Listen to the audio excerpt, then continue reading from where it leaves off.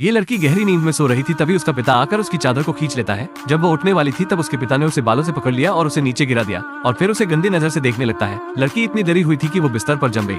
अगले दिन उसके पिता को याद नहीं था कि कल रात क्या हुआ था। वो अपनी बेटी से खुशी खुशी बात करने लगता है, लेकिन बेटी ने उसे देखा और बिना कुछ खाए वहाँ से चली जाती है। पिता हैरान था, लेकिन वो इसके बारे में ज्यादा नहीं सोचता है। लेकिन फिर कुछ और इससे भी ज्यादा बुरा होने लगता है। माँ, जो बिल्कुल सीधी सादी हुआ करती थी, आज असामान्य रूप से चिड़चिड़ी बन जाती है। उसने भोजन को काट दिया और यहाँ तक कि फिर उसने इसे हिंसक रूप से परोसा। परिवार ने सोचा कि आज उसका मूड ठीक नहीं है, इसलिए कोई उनसे कुछ नहीं बोलता है। लेकिन उन्हें यह महसूस नहीं हुआ कि जब उसने भोजन देखा तो वह ऐसे खा रही थी जैसे उसने कई दिनों से कुछ नहीं खाया था। वो भोजन से अपने मुंह भर लेती है। उसकी माँ को इस तरह से खाना खाते देखकर उसका बेटा भी खाने को खाने लगता है, लेकिन वो तुरंत मुंह से निकाल देता है क्योंकि खाना इतना नमकीन था कि वो उसे बड़ी आंखों से घूरने लगता है। जब उसके मुंह में खाना नहीं आ रहा होता है तो वह अपने बेटे को इसे खत्म करने के लिए देने लगती है। बेटा घबरा जाता है, इसलिए पिता को उसके बचाव में आना पड़ता है। यदि यह अच्छा नहीं है तो इसे न खाए। मुझे एहसास नहीं था कि यह टिप्पणी माँ को पूरी तरह से प्रभावित कर देगी। पूरा परिवार स्तब्ध था। माँ इस तरह कैसे बन सकती है।